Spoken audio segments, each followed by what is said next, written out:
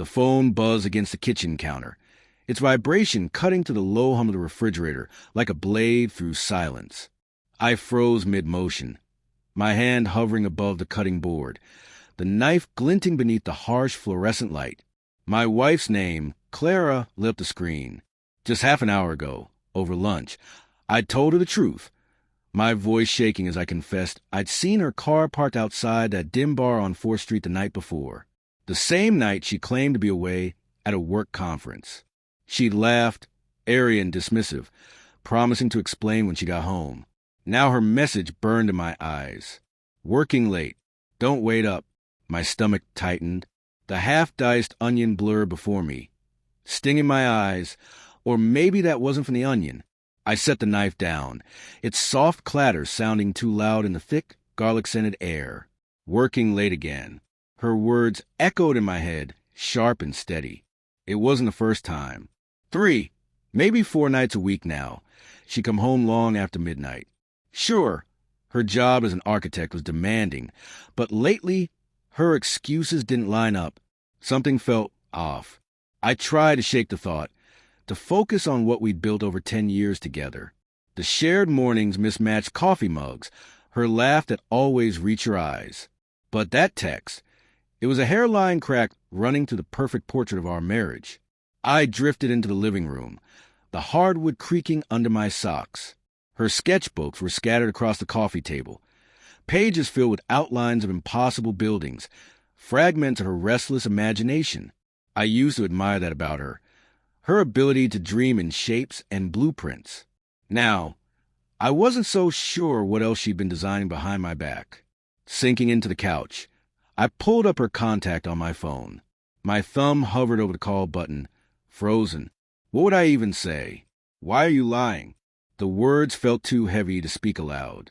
Instead, I opened my laptop.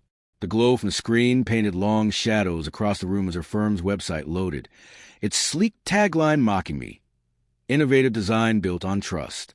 Her profile appeared first. Clara, smiling bright, her dark hair swept neatly back, ambition shining in her eyes. I scrolled to the team page, searching for familiar names. Mark, her project lead, the one she mentioned a bit too often. Sarah, the intern who always seemed to come up in stories. Nothing obvious jumped out, but the unease burrowed deeper, gnawing like termites under the surface. The clock crept past 8. I poured myself a bourbon, the amber light catching in the glass. The first sip burned its way down, anchoring me in the bitterness of it all. I replayed our lunch conversation. Every glance, every pause. "You're overthinking, David," she'd said, spinning her fork through pasta. I was at the bar with a client, just networking. But her smile had been too quick, her eyes darting toward her phone before she excused herself to take a call, leaving me with the check and a gut full of doubt. Networking. The word itself sounded like code for something else. The bourbon carried me to the bedroom, warm in my veins but cold in my thoughts. Her side of the closet smelled like lavender and cedar. I brushed past the blouses and scarves, fingers grazing the sleeve of her navy jacket, the one she always wore to meetings. Something crinkled in the pocket, a receipt. My pulse jumped. The rusty anchor. 4th Street. 2 whiskeys. 1 martini.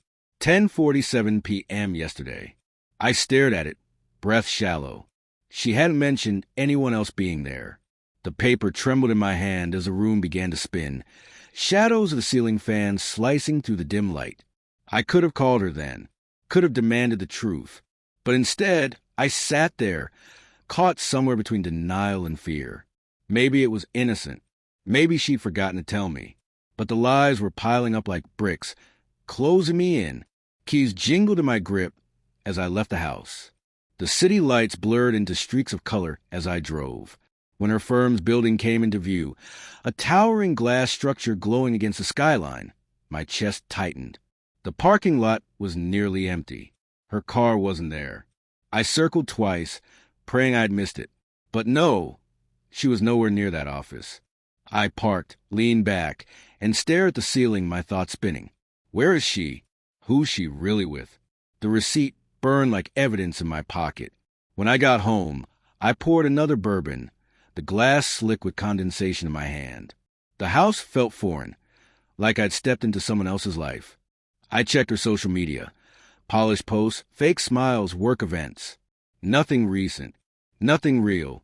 Then my phone buzzed, a notification from our shared calendar. Clara, client dinner downtown. My jaw clenched. She hadn't said a word about dinner tonight. I typed out a message. Where are you? I hesitated, then hit send.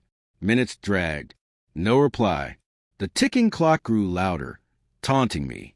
Then, headlights flashed through the curtains. My chest seized. The front door opened. Her voice floated in, soft but strained. David, you still up? She stood in the doorway, hair a little messy, navy jacket draped over her arm. Her smile faltered the moment she saw me. What's wrong? She asked, setting her bag down. The silence between us was thick, electric. I know you weren't at the office, I said, my voice low and unsteady. Her eyes flickered, just for a moment, but it was enough. I drove by, I continued. Your car wasn't there. She laughed lightly, a fragile sound. David, I was at a client dinner. I told you, work's been crazy. She stepped closer, reaching for my hand. I pulled back. Then why did your calendar say client dinner after you texted me about working late? I held up the receipt, my hand shaking. And this, the rusty anchor. Last night, who were you with, Clara? Her face went pale. Her lips parted, but no words came. She sank onto the couch, shoulders slumping, eyes wet. It's not what you think, she whispered, but her voice cracked, betraying her. Then tell me. I said, the edge gone from my voice, only exhaustion left. Tell me what it really is. Her gaze dropped. Fingers twisted at the hem of her jacket. It's Mark, she murmured at last. We've been working together, late nights, meetings, drinks, and then her voice faltered. I didn't mean for it to happen, David. I love you. I just got lost. The words hit me like a blow. My breath caught in my throat. I wanted to shout, to break something, to make her feel the fracture she'd caused, but I couldn't move. Lost. I repeated, my voice raw. You chose this, Clara. Every step of it. She broke then, sobbing into her hands.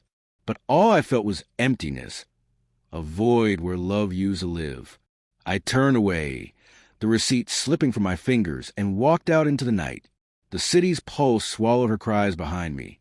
Somewhere in the distance, a siren wailed, and I wondered if trust once shattered could ever truly be rebuilt, or if I'd spend the rest of my life chasing what was already gone.